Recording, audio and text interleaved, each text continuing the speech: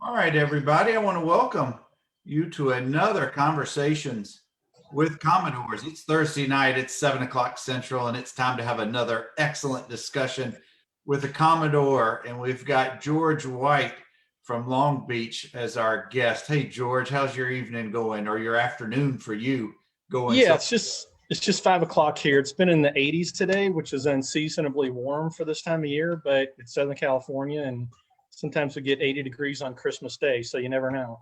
yeah, well, it's I'm glad you've got some time for us.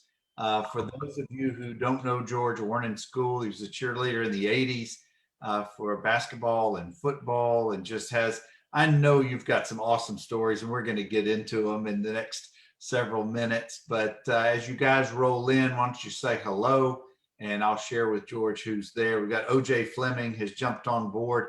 OJ is always a big supporter of our show and a good friend and a past guest. So I want to Nice. welcome OJ. So thank you. George, catch us up. If folks hadn't been in touch with you or are not familiar with what you do in this life, share with us what's going on in your current world. My current world, I've got a degree in electrical engineering. I've got 2 engineering licenses for electrical and mechanical, and I do forensic engineering and expert witness work. And I got kind of, enlightened to that by one of my double E professors, Dr. Francis Wells. He did a lot of forensic work. So we would show up on a Friday and he would be gone, and the TA would be there. And we're like, well, where's Dr. Wells? Oh, he's in some cornfield in Iowa digging through plane wreckage. So I kind of learned about the forensic world from him. But when you're, 22-year-old kid, you can't really go into that. You need some experience. But I went out on my own in 2006, started my own engineering firm, and that's what I do now. I investigate fires and explosions for insurance companies and attorneys, and I do the odd, construction defect case or, personal injury, wrongful death. So, Well, I know, just speaking of experience from other lawyers in my past firms, I know that is highly technical, detailed work, and I know that you are very specialized in what you do. So thank you for that type of work, because it helps to reconstruct what happened in the accident or how things yep. failed, why they failed. And there's just not enough of that. But thank you for sharing your expertise and your knowledge and experience in that area. Now, does sports still play a role in your life? Do you follow sports? Are you active with any sports? Tell us a little bit about that background. Yeah, so I played soccer in high school, went out for the soccer team at Vanderbilt. I made it, but basically everybody was better than me. So I'm like, maybe I'm done with soccer. So I did play some in the 90s. There was a group of dads that were coaching their kids, but they never played soccer. So there were like a handful of us that played soccer at the college or high school level. So we would play against these guys so they could learn the rules, learn the game, learn strategy. And that was so fun. So I did that with a group of guys, and there's been a couple of different soccer leagues I was involved in. But then you kind of get old, and if it's just running straight, that's one thing. But soccer's a lot of cutting right, cutting left, and it just like shreds your ankles. So, the 18-year-old ankles aren't the same as 32 or 35-year-old ankles. So I quit. But then I started doing distance running. So I've done 5 marathons and I don't know, 15, 16, 18 half marathons. Then there's things like the mud run at Camp Pendleton. You run on the training run that the Marines run on.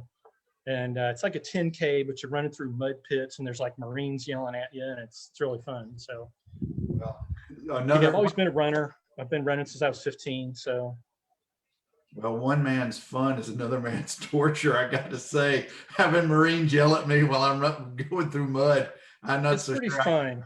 Yeah, no, it's Well, fine. It's fine. Well, let me ask you, just as a side note, as someone who does half marathons and marathons, which I've never done either.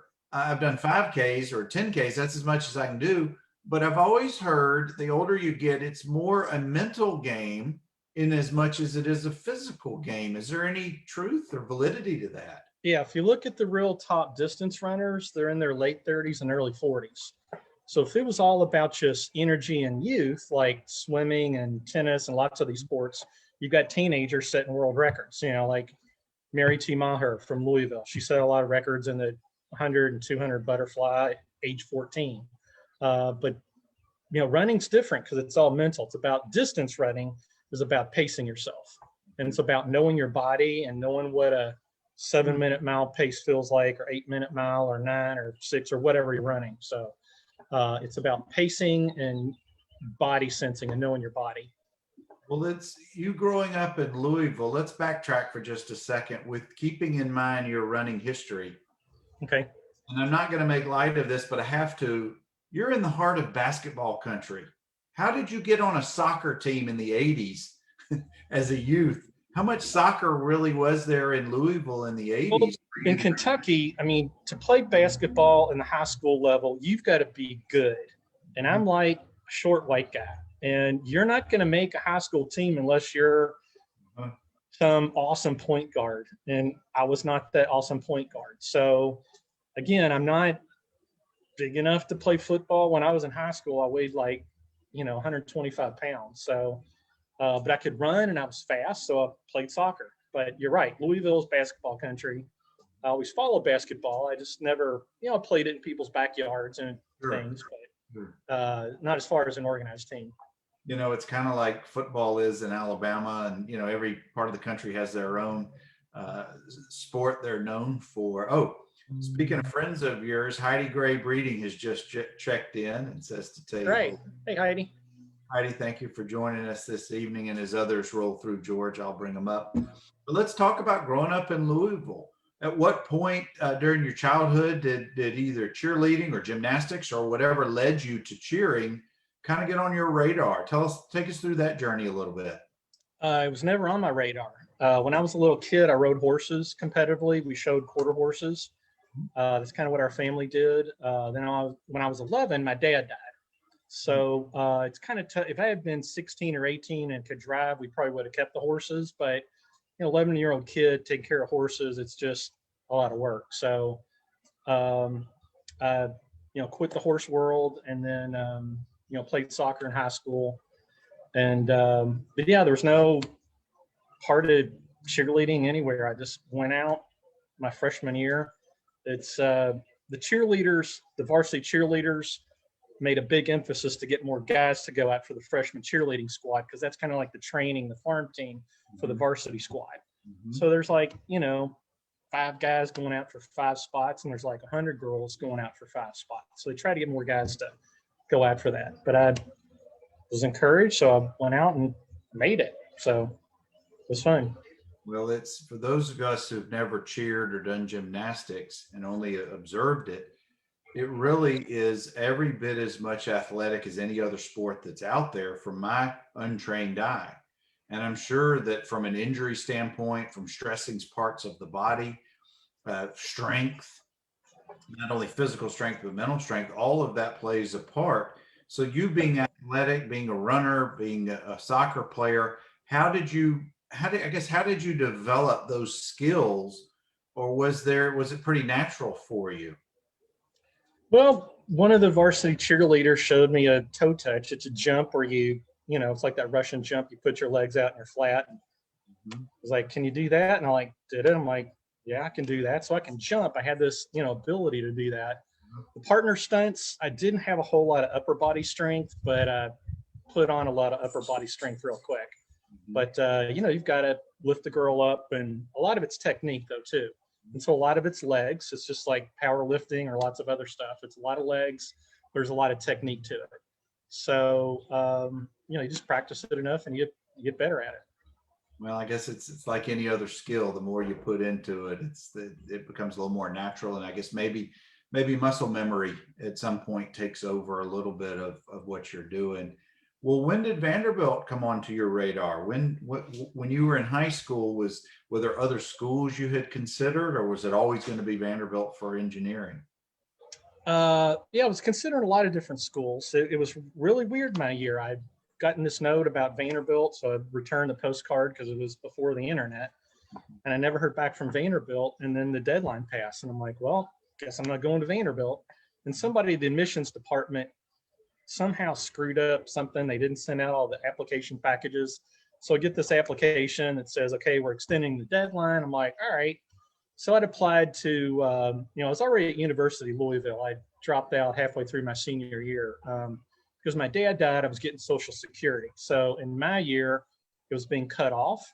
So had I not dropped out of high school and gone to college at U of L at the end of my senior year, I wouldn't have gotten Social Security through college. So I went to the University of Louisville, could have stayed there, but I wanted to see what else was out there. So applied to Vanderbilt, applied to Harvard, didn't get in, applied to Boston University, got in there, got in at University of Dayton, where was it?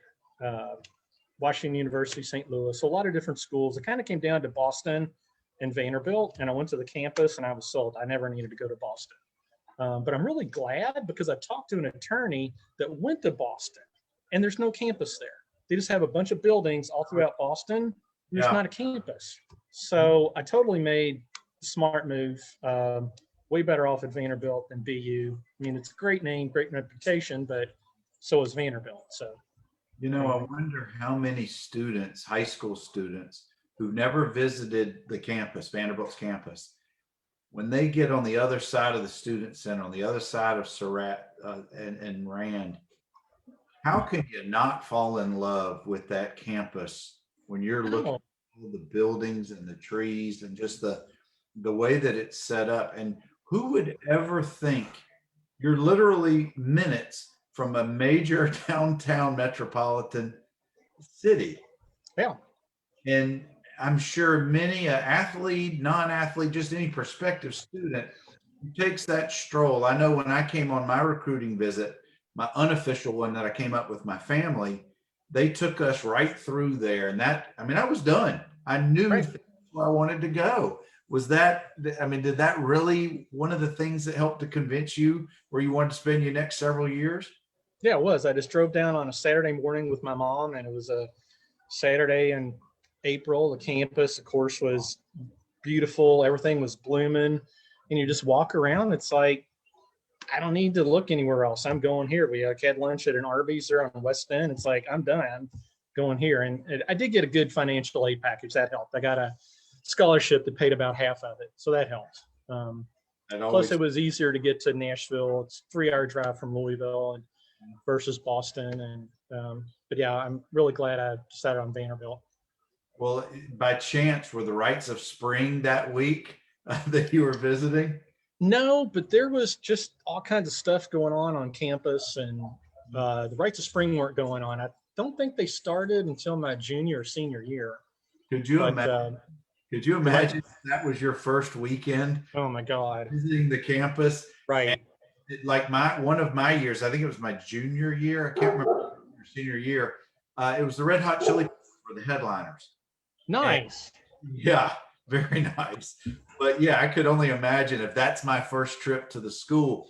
Well, excuse me. Okay, step back a minute for Red Hot Chili Peppers. The lead singer was Flea. He ran the Catalina Marathon with us one year.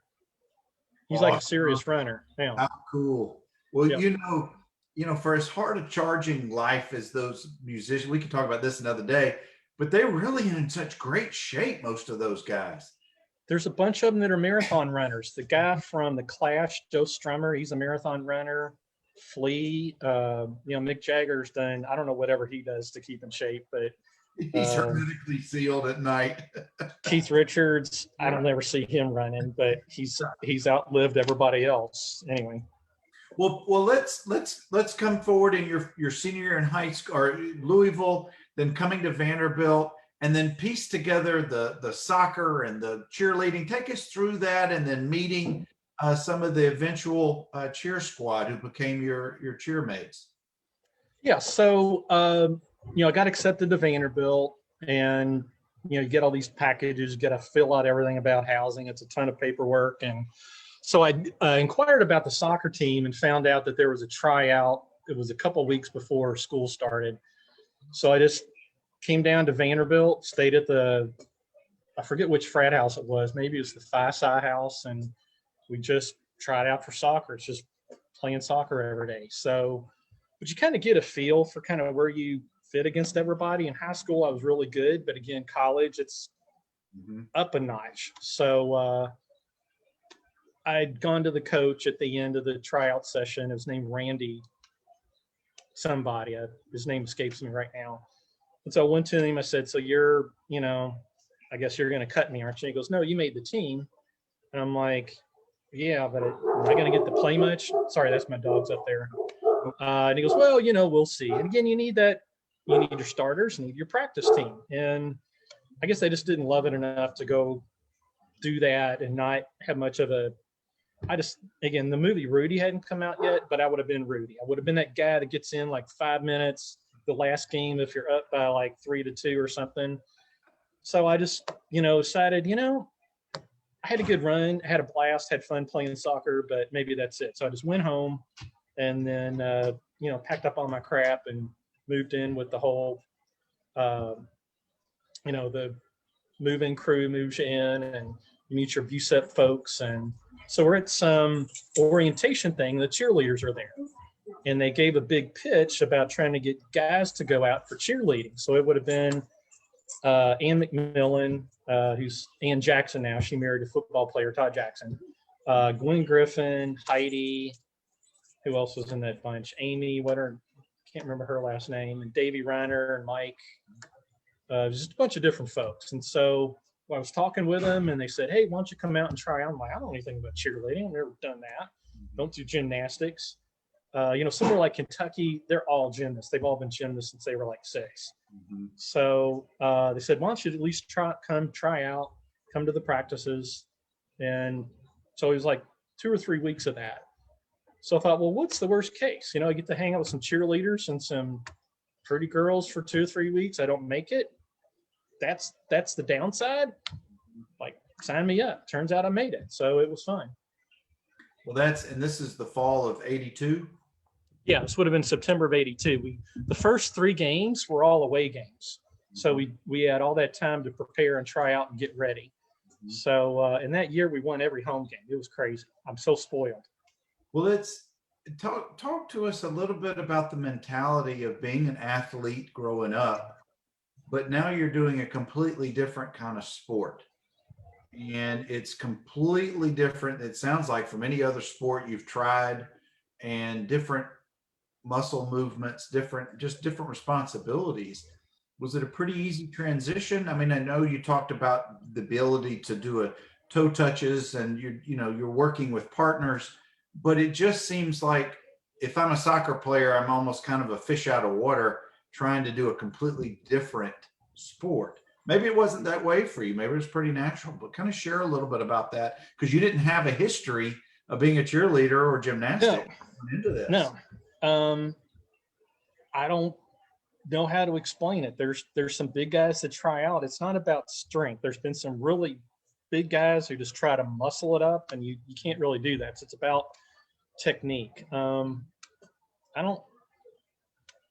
varsity cheerleaders just showed us, here's how you put a girl up on your shoulders. It's 1, 2, down, up, and the girl jumps, which helps. So that kind of gets that little energy going, and you just use a lot of legs, sit her on your shoulders.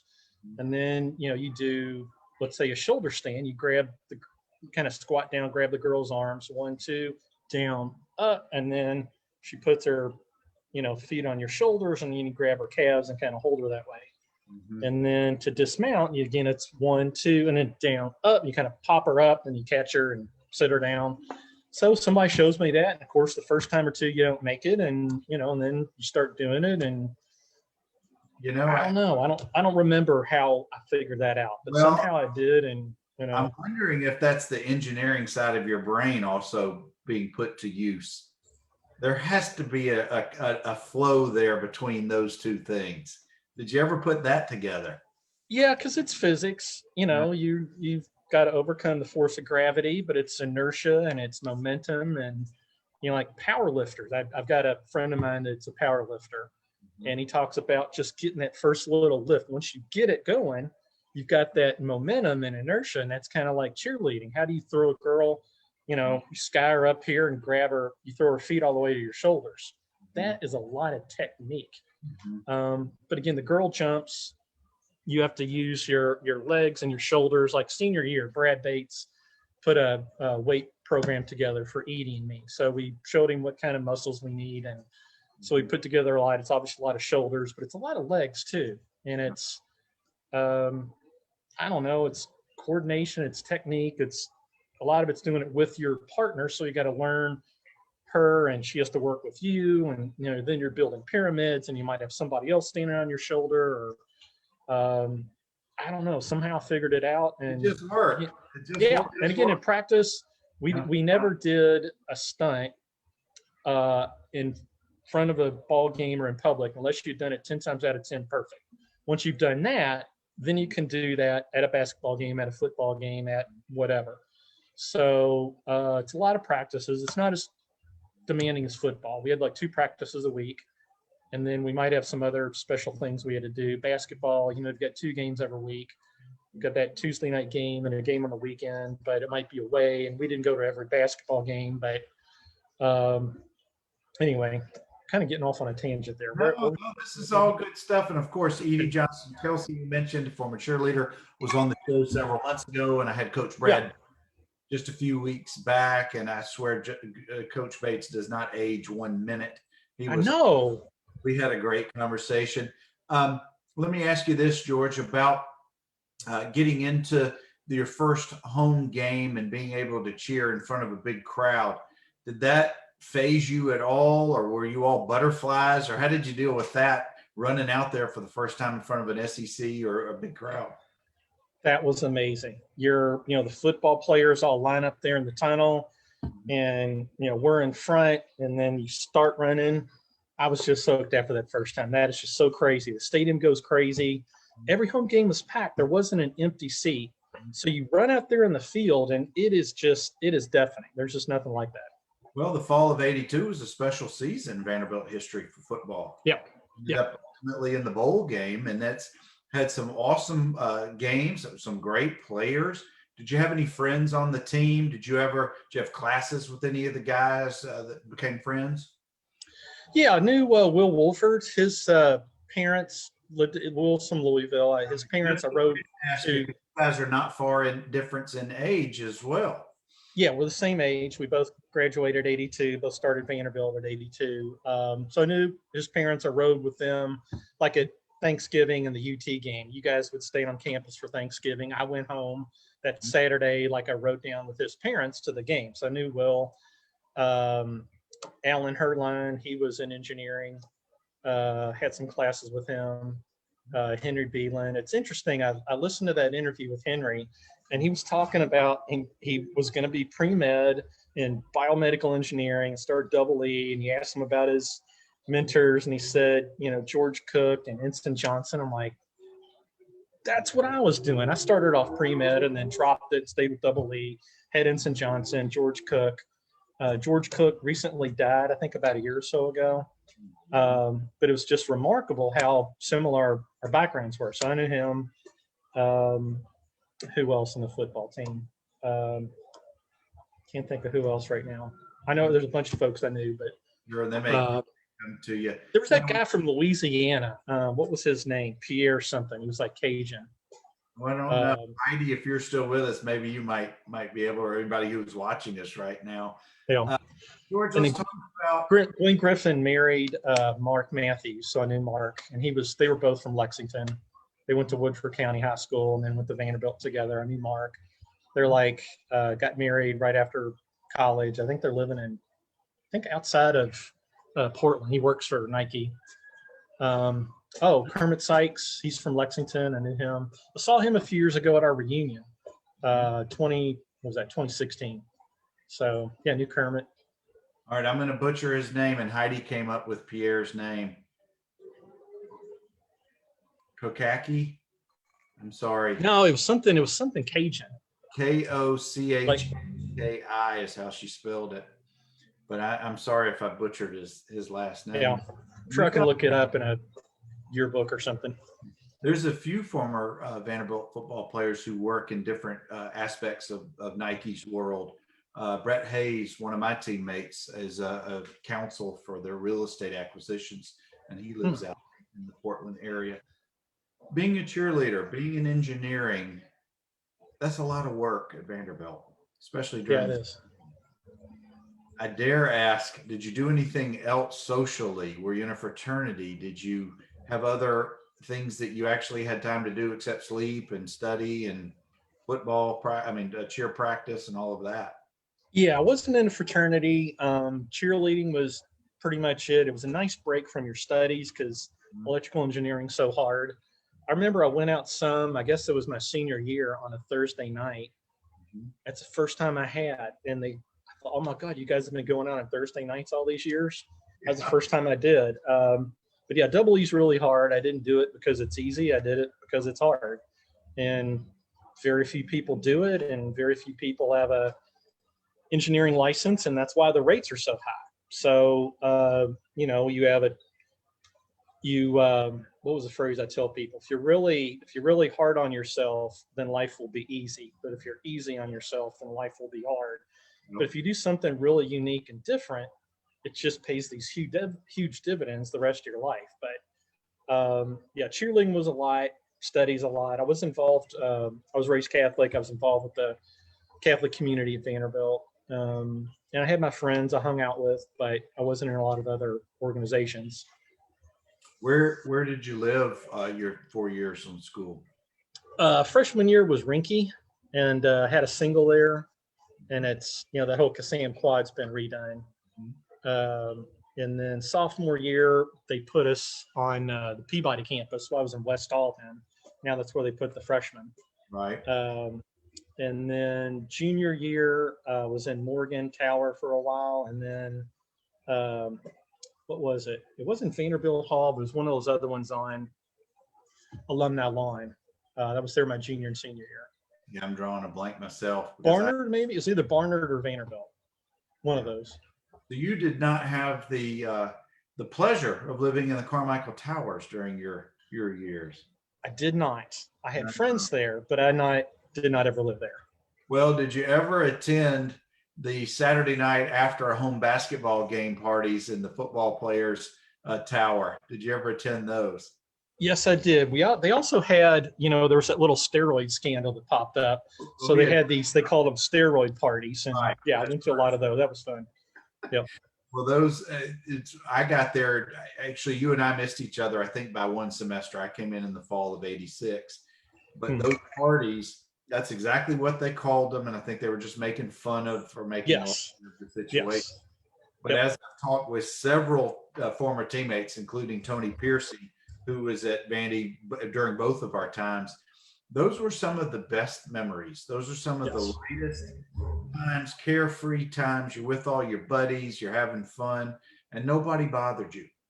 I don't ever remember. I remember the RAs being with us at the parties, not having anybody getting in trouble. The police,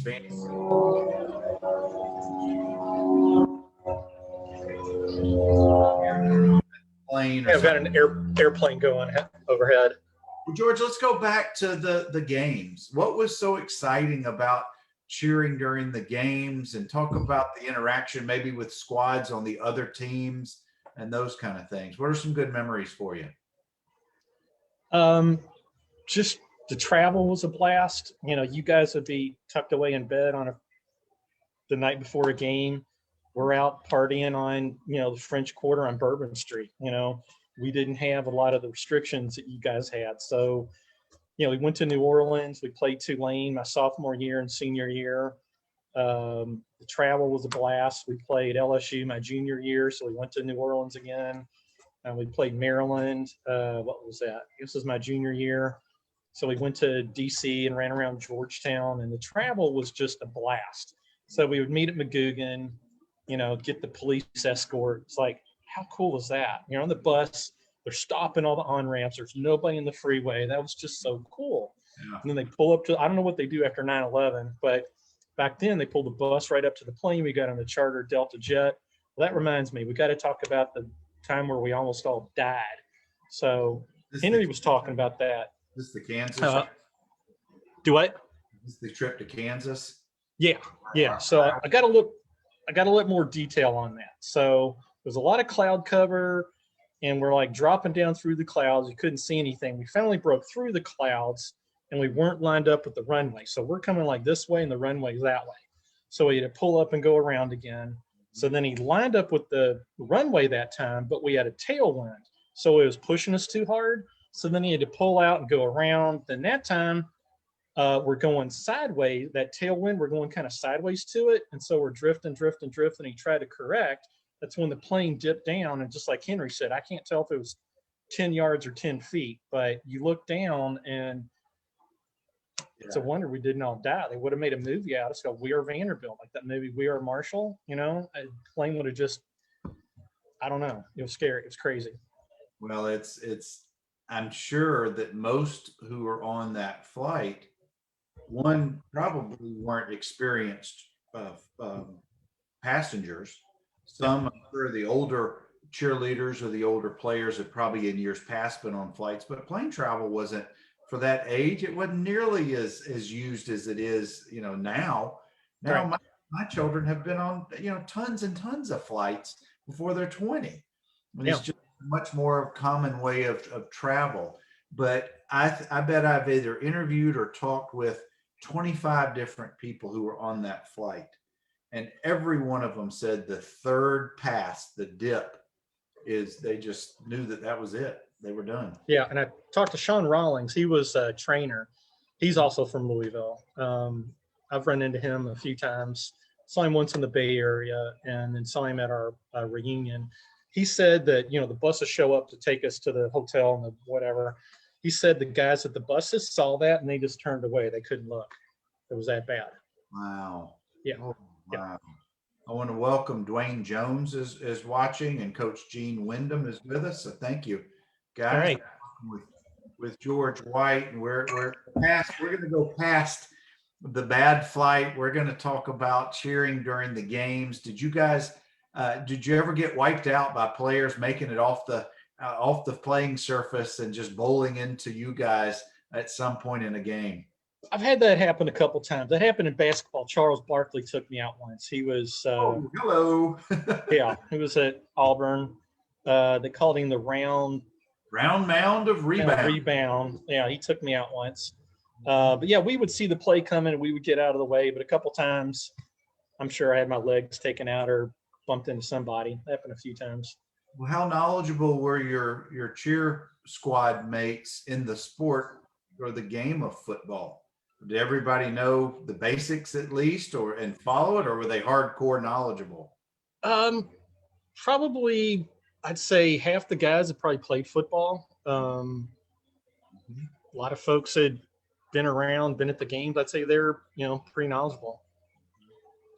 What about what you're seeing now, the modern cheer squads? It's so I know that there's the cheer squads that are the competitive, and that's just hardcore, and there's been reality shows, but I want to talk about the university cheerleaders and those squads. And I know they compete, I'm not saying that, but compared to what you guys were doing in the 80s to what you see now, do a little comparison if you can. Is it night and day? Do you see some of the basics of what was done then is still done now?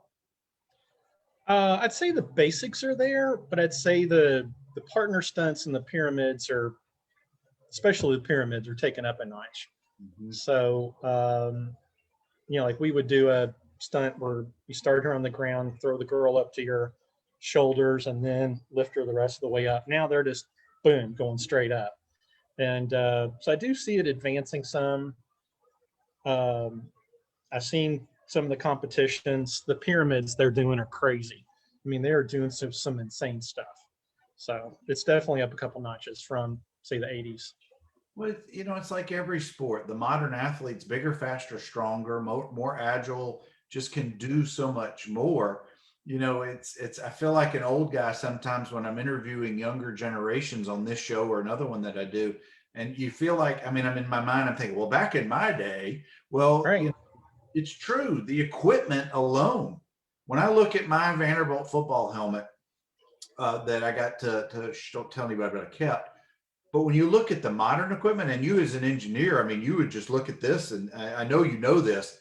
How in the world is this the modern technology for the 80s compared to what they've developed today? Yeah, and look at your helmet versus the 30s or 40s, and oh yeah, so we keep leather. yeah. Well, And in running and distance running, the big thing they did in the 70s for marathons was like Coke without the bubbles in it. Now we've got goo, we've got all these different um, antioxidants, you've got all these different drinks, you've got a lot of it came from cycling too, but the distance running, all the nutrition, all the hydration is up several notches from what it was in the 70s and 80s. and all of that is awesome, but it's also at times a little scary for us non-engineers, us non-scientists. The newest, the brightest, the shiniest new things aren't always the best. We've learned that many times, but it is incredible, the modern game. I'm watching high school games look like college games in the 80s. Yep. And you keep moving. College games now look like the old pro games. Have you been to any Vanderbilt or any college games in the last couple of years pre-COVID? Yeah, I went to homecoming. When was that? 2016. Went to homecoming in 2009. Gone to a few other games. Vandy played baseball just about a mile from my house right here. I got to see them. That was pre-COVID. That was fun. Yeah, the Vandy boys they're just so top notch. They've got LSU tonight, so that'll Nice. be a real good test for them. And George, we've got just a couple more minutes, and I sure appreciate you sharing some of your experiences and showing some of your journey tonight. What was it about cheering at Vanderbilt? What was it about being a Vanderbilt student athlete that really makes you proud today? And that's going to lead us into the recent announcement. But I always ask this question: what makes you proud being a Vanderbilt alum? Number one, getting in. I've interviewed a bunch of Vanderbilt's prospective students. Done that the last couple of years, and when they make it and get in, I'll call them and say congratulations, or oh my god, I can't believe I got in. And getting in, graduating, and just being a part of the athletic department, it was just a blast. We won every home game my freshman year. The travel, the basketball games, that was a blast. Just the camaraderie with the whole cheerleading squad. Cheerleading camp, that was a blast. We would get to Nashville a couple of weeks before school. We'd spend a whole week getting ready for cheerleading camp and then go to Virginia Tech and Blacksburg. It was just great. I do, as you're mentioning this, I do want to ask you about two specific times. Do you remember the win in Tuscaloosa in '84 at Alabama? Yes, I was not at that one. Something came up and I wasn't at the game. I got injured or something, but everybody went crazy. People were throwing toilet paper out of Carmichael Tower. It just went crazy. That was insane. Talk to us a little bit about some of your favorite, besides Charles Barkley, basketball game memories. There was one, I think it was my senior year, and Edie talked about this. We were down, just to take a step back, CM Newton, he loved the cheerleaders. Again, he played on one of Kentucky's national championship teams. And then he, coached at Alabama, and then he coached at Vanderbilt. He coached, he was friends with Bobby Knight. He was an assistant on the national Olympic team in '84. And, but he saw how the crowd affect the game at Duke and how loud that was in Rupp Arena. Rupp Arena is the loudest place I've ever been in. And there are times where, that it might just be that little bit of an edge. In this one game, I forgot who it was. It might've been Tennessee, but there's like a minute or a minute and 10 left and we're down by 9 points and we won. It's like, how did that happen? Well, they hit some threes, they got some fouls, but we had Memorial Gym rocking. It was just so loud. And you could kind of wait for the one kind of moment, and you would just kind of make a run across the gym floor and get everybody fired up and get everybody loud. And it got extra loud, and CM knew that we could sometimes make a difference. Not that we could win all these games, but just that crowd noise might just make enough little difference to get a ball here, or get a ball there, or sink a shot. And but that was the most incredible thing. It's like a minute and 10 and we're down by 9 points and we won. Yeah, that was crazy. Memorial Magic, particularly in the 80s, was so awesome. It was such a home field, excuse me, a home court advantage for Yep. all those great teams with the two Barrys and Will Perdue and Cornette and Drought, and I could go on and on and on. But the last thing I want to talk about the basketball was how unique was it about the raised gym floor. The benches are at the ends. So what, if anything, would you guys do differently there versus any other gym where you were able to cheer? Yeah, basketball was always tighter because you just didn't have as much room. So when we traveled, we wouldn't take the whole squad. We would just take three couples. So you would just pick which games you wanted to go to.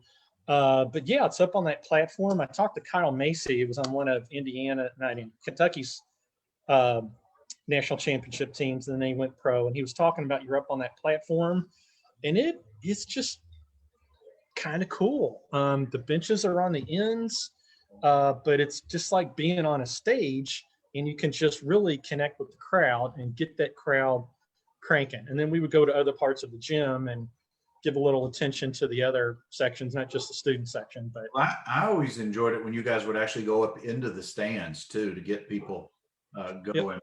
But with the student section being right there at the gym, right, that was a pretty good home court advantage. But the last thing I want to get into, George, and I really appreciate your time and getting to know you a little bit tonight, is the big announcement this week. Chancellor Diermeyer and Athletics Director Candace Lee came out with an unprecedented announcement of at least a $300 million investment into sports, and most notably for basketball and for football.